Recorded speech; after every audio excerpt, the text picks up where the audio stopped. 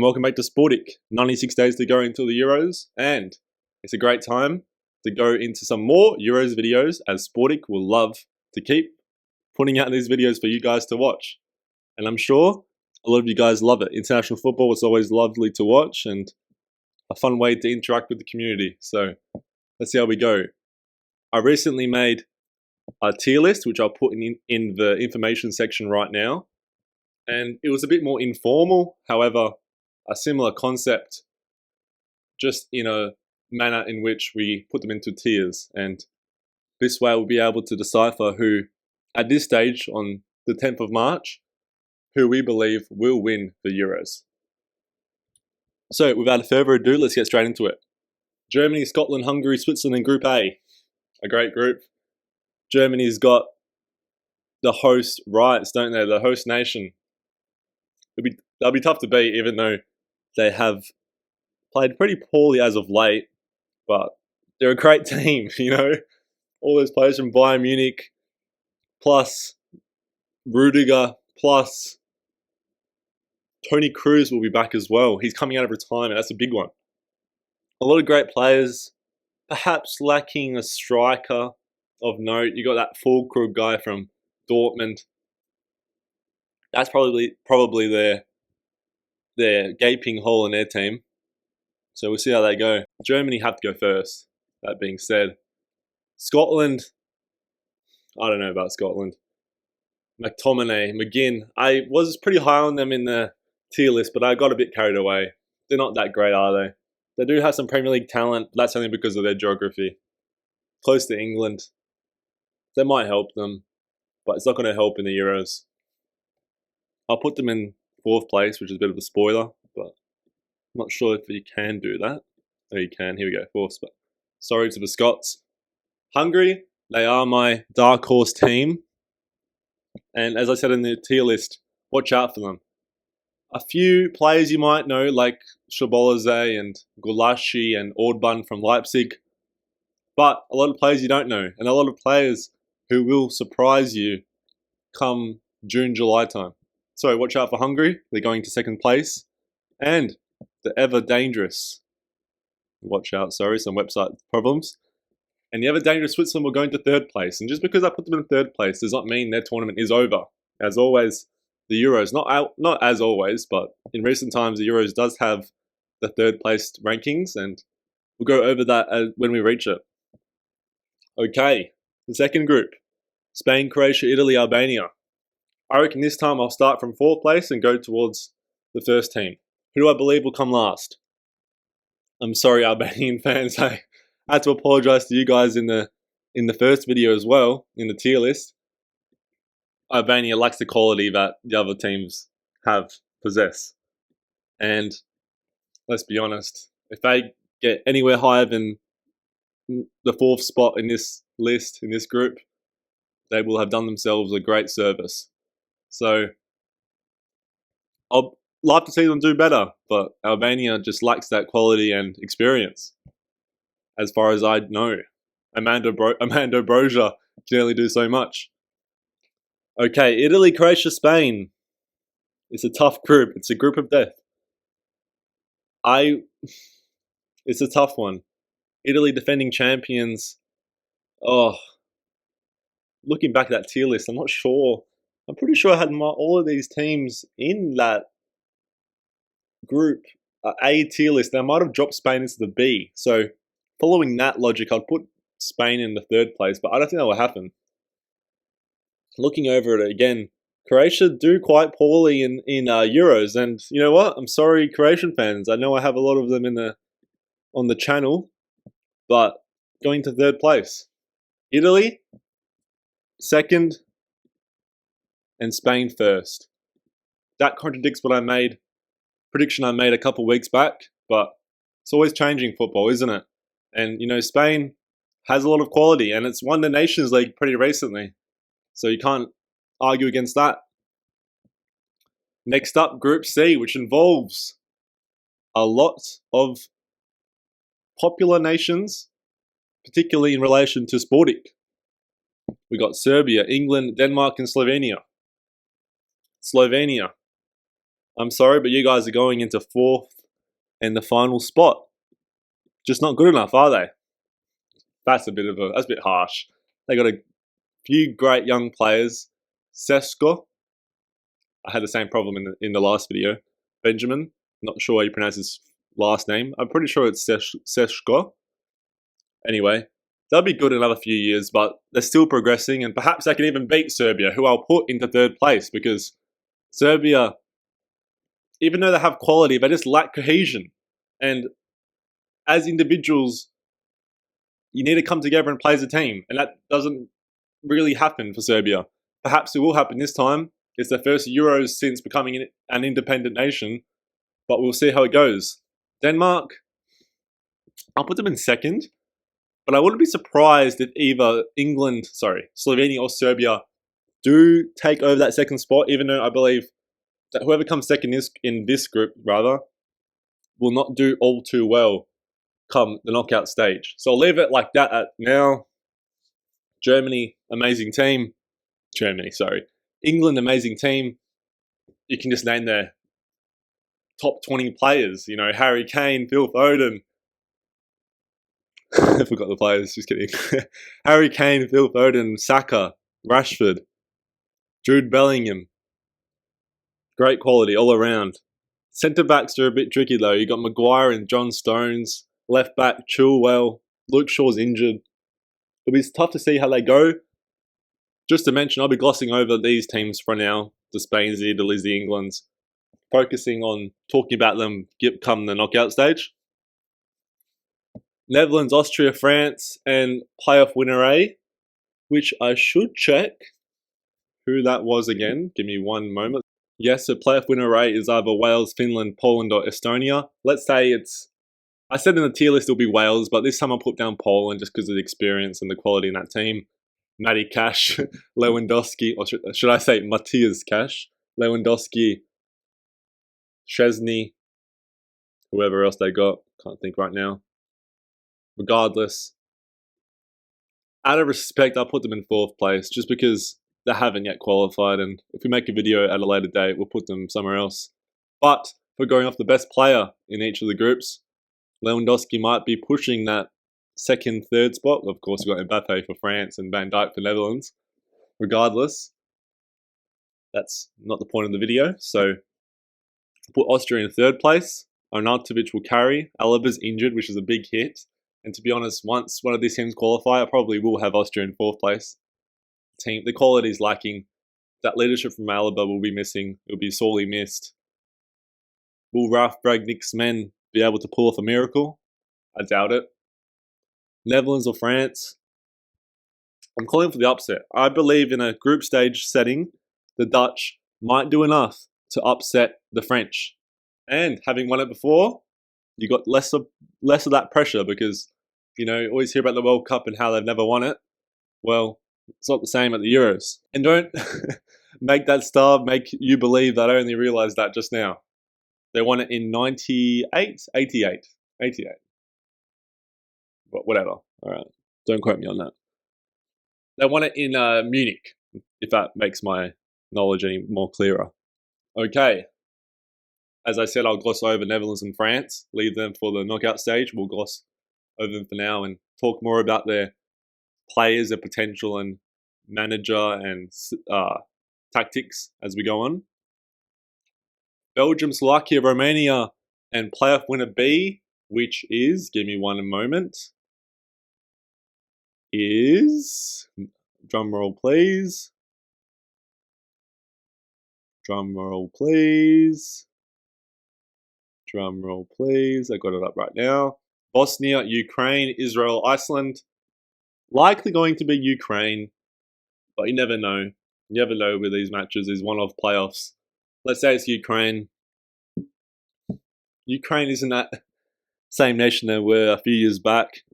I'll put them once again in fourth place, just out of respect, because these other teams have automatically qualified, and I don't want to disrespect their achievements. Regardless, Romania, underdogs. They do have Dragushin, who's carrying that centre-back position and carrying Romania and making them relevant for the first time in a long time. So Romania in second spot. Sorry, Slovakia going to third spot. I don't really know too many Slovakian players. Lobotka. Who else you got? I'm forgetting someone big, aren't I? Don't rate them. And also, by the way, I forgot about Slovenia. Great goalkeeping from Oblak. He probably will save them from coming last. Let's be honest. They probably will come in third place. Serbia probably getting dropped out, but I'll put Serbia there out of respect. And because I have a lot of fans from Serbia, so not to make them too disgruntled. Regardless, Romania, second position. And Belgium in first, led by that experience from De Bruyne, Lukaku, and company. Pardon the pun. Okay. Turkey, playoff winner C, which is drumroll please. Should be better prepared, shouldn't I? But Georgia, Luxembourg, Greece, or Kazakhstan. I said that Georgia will qualify in that tier list, but let's say it'll be Greece. Okay, so let's say it's going to be Greece just to make it a bit more interesting because they have a lot of history with Turkey and Portugal. So, who comes last? Once again, out of respect, I'll put Greece in last, or playoff winner C in last. And Turkey or Czech Republic, who's going to come second? Because Portugal are my sneaky pick for the Euros. I don't know if you guys have seen, but I have consistently said in shorts, in TikToks, in the tier list video that Portugal are big favourites of mine to win the Euros for a second time. Czech Republic, they always play well in the Euros. Good midfield, Souček, the Afro guy who I keep forgetting what his name is. Sheik up top, who saved Leverkusen's invincible season the other day. Turkey is always great. As I said in the tier list, Czech Republic in third place and Turkey in first place just because of the fans. A lot of Turks, a lot of immigration in Germany from Turkey. Site, Mesut Ozil site, Gundogan, as well as millions of other people which will be watching alongside those other Balkan nations that I said in the previous video, Serbia, Slovenia, Albania, Croatia. A lot of Balkan support in Germany, which will make a big difference in some matches. You never know. England versus Serbia might be a closer fan support than people believe. Croatia versus Italy might be all Croatians. Croatia, you know what? Out of respect, they might be going a bit further in the tournament than you might think. Just because I put them in third place for now doesn't mean they're getting knocked out straight away. So, Turkey in second. Some great players. Kalahoglu for one. But Portugal are my favourites. And I hope I'm not spoiling the rest of the video, but Portugal, watch out.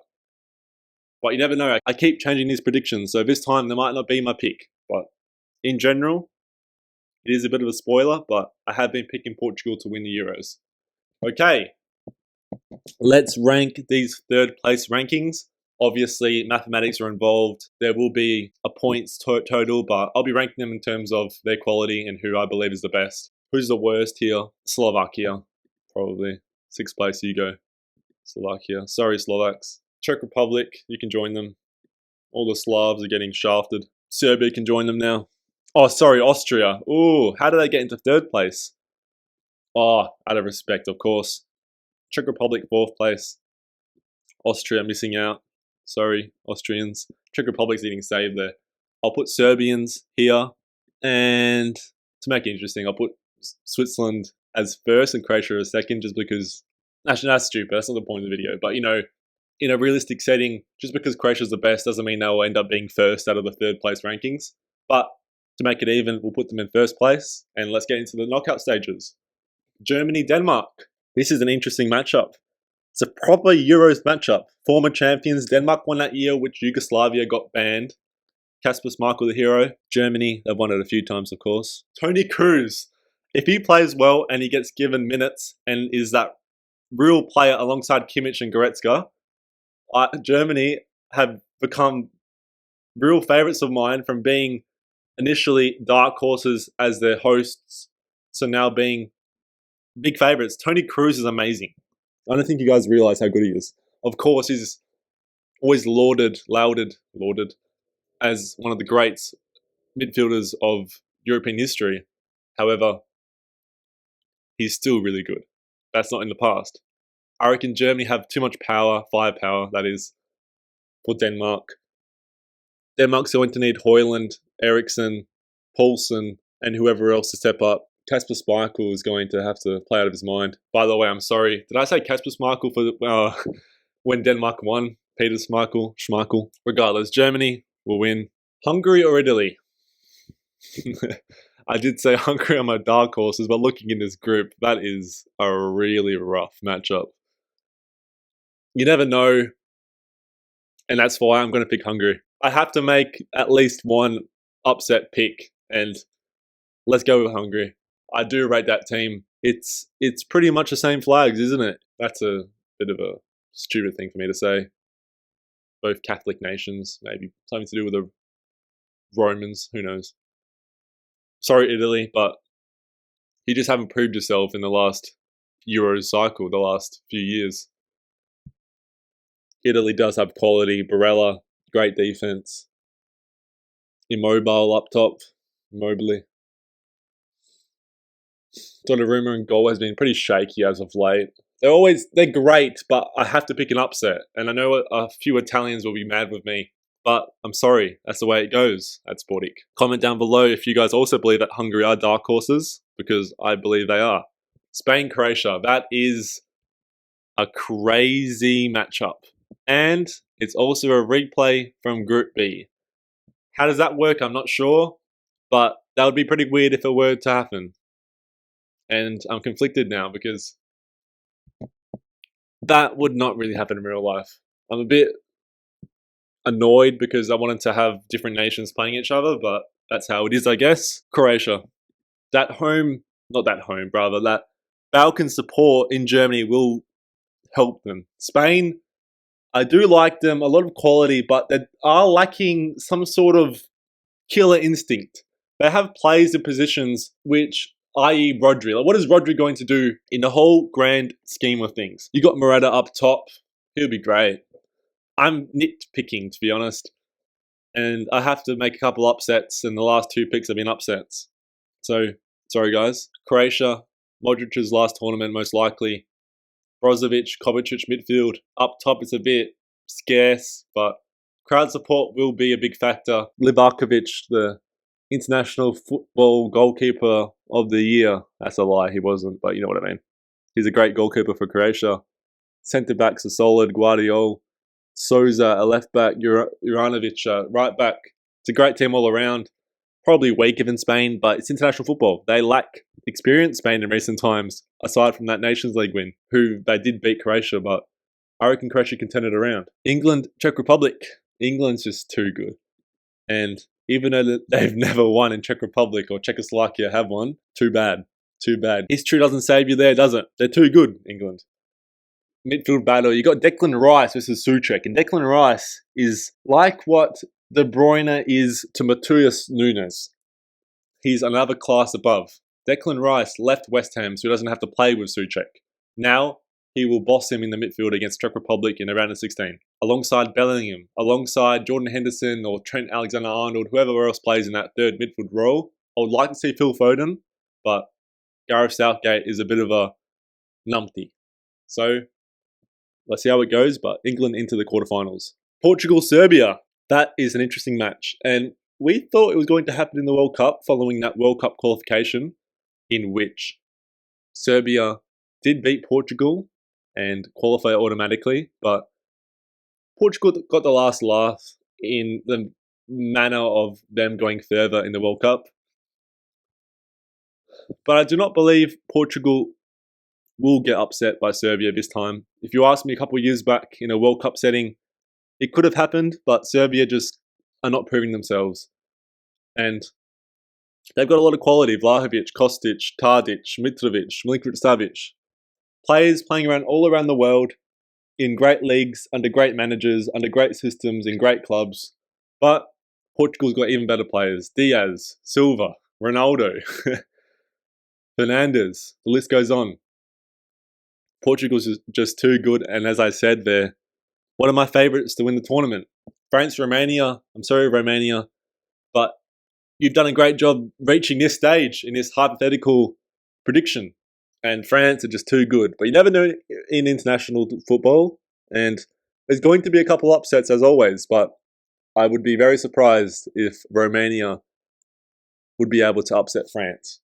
Dragusin, if he was able to shut down Mbappe, he would leave Spurs and join Real Madrid. So, and join Mbappe. So, let's see how it goes. But France in the round of 16. Belgium, Switzerland. That is a pretty cool matchup. Are they neighbours? Are they neighbouring countries? I'm not sure.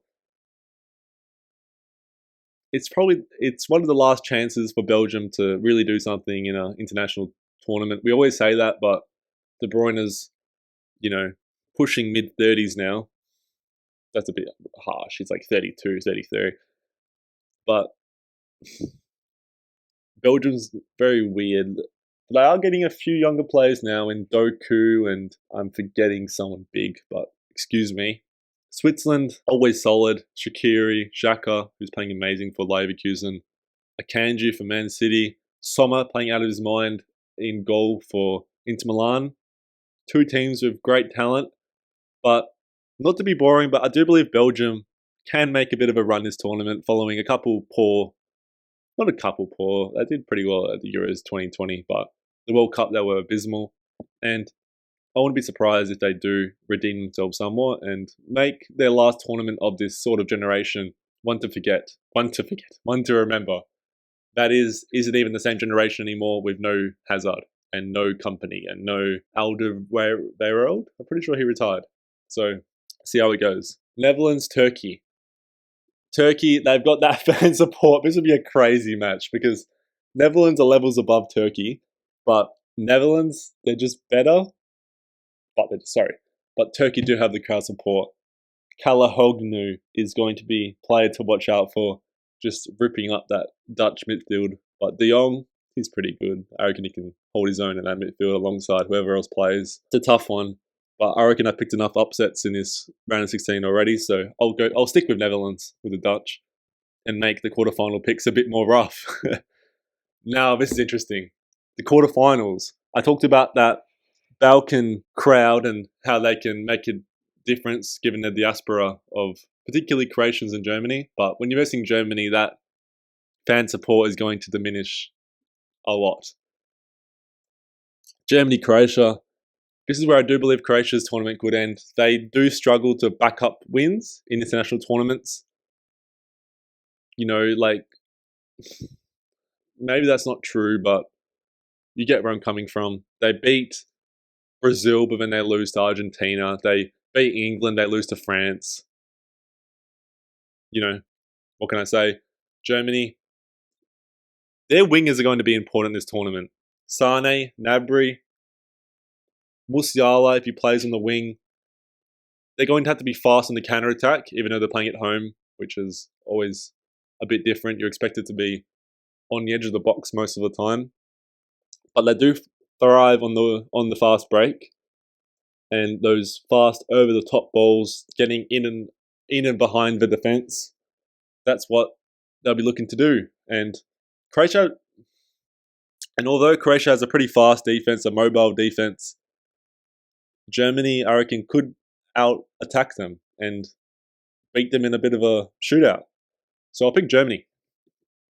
Portugal, France. These are my two favourites during the tournament, and it's interesting to see how the bracket plays out because that's rough. That is really, really, really rough. And perhaps it's better for Portugal because maybe they would lose to France if they played in the final. In the starting XI, when you compare the players in the starting XI for Portugal and France, Portugal do best France in a lot of areas. Do you compare Ronaldo and Mbappe? That's a bit different. Ronaldo is a bit of a legacy player, so it's hard to compare. But I have heard about this potential matchup happening in the round of 16, quarterfinals. But I did forget. And you'd always think that this sort of matchup can only happen in the final. But I would back Portugal. If this matchup were to happen somehow later on in the tournament, I could see Portugal crumbling under pressure. But in the earlier stage, Portugal have that firepower and that killer instinct that France also has. But France, in my opinion, do carry some emotional damage, some scar tissue from that Argentina loss. And versing another GOAT of the game, who knows, Ronaldo could tear it up for one of the final times on the international stage and send Portugal to the semi-finals. Portugal to the semi-finals. And that's a big call because it's arguably two of the 4 or 5 favourites, and France are the favourites.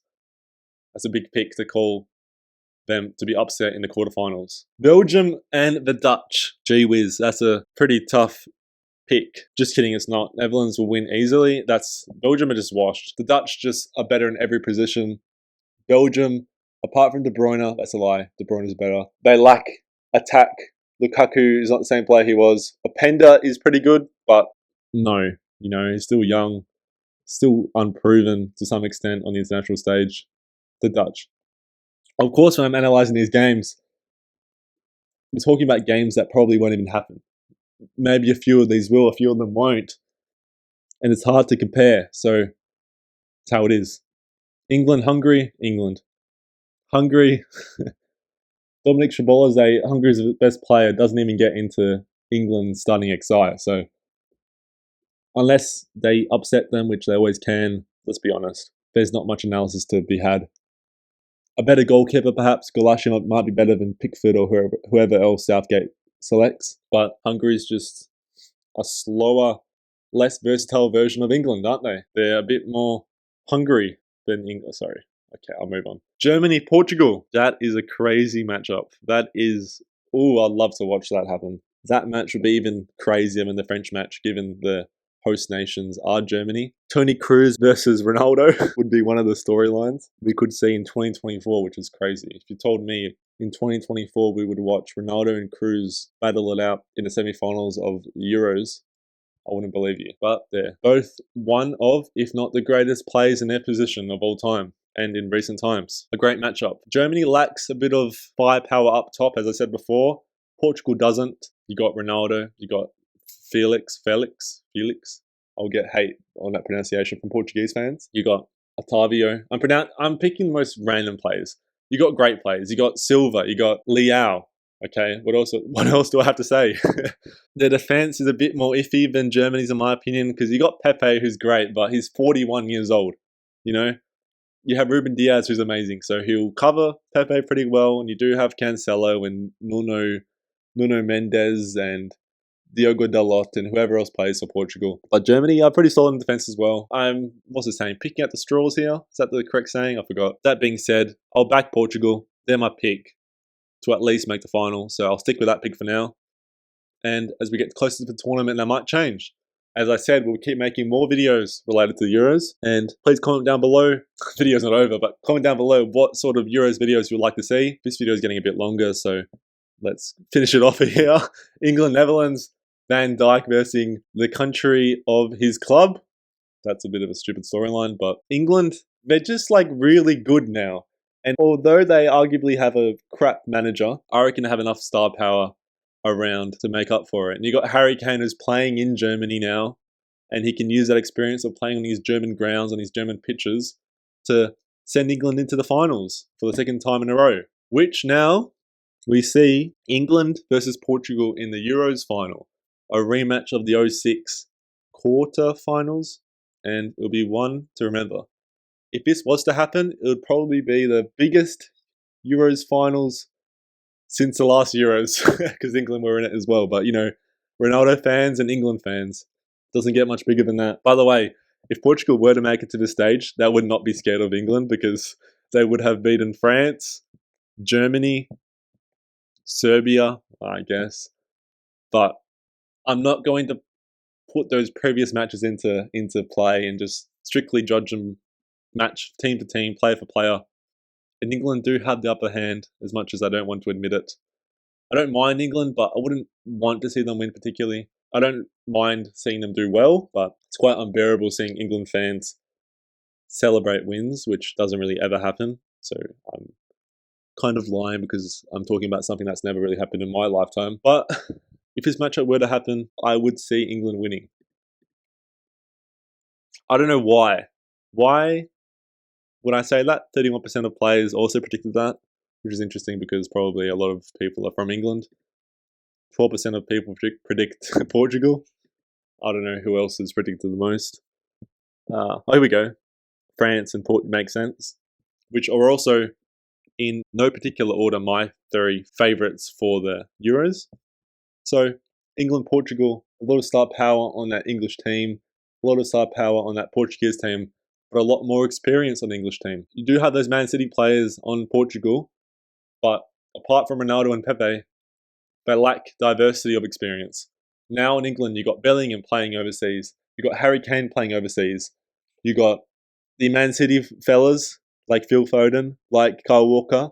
We also got Saka now. You also got Jordan Henderson from the past if he wants to come in and play well. And you got John Stones in defence. I'm missing a lot of players because I have so many players in that team. Even Ben Chilwell is a Champions League winner. So much experience from a lot of diverse sources in that English team. They've experienced a lot more international football than Portugal. And unless your name is Ronaldo or Bernardo Silva or Pepe, you haven't really been part of that Euros run. And that team has more or less diminished. So England have the experience and it's time for them to step up and win. Does that mean they're my favourites? No. But in this case, I do pick England. I'll make another video like this in the future and we'll see if it changes. Comment down below who you believe will win the Euros in this projected bracket. And I'll put the link down below of this website for you guys to play along and see who your winner is. So, we'll catch you next time.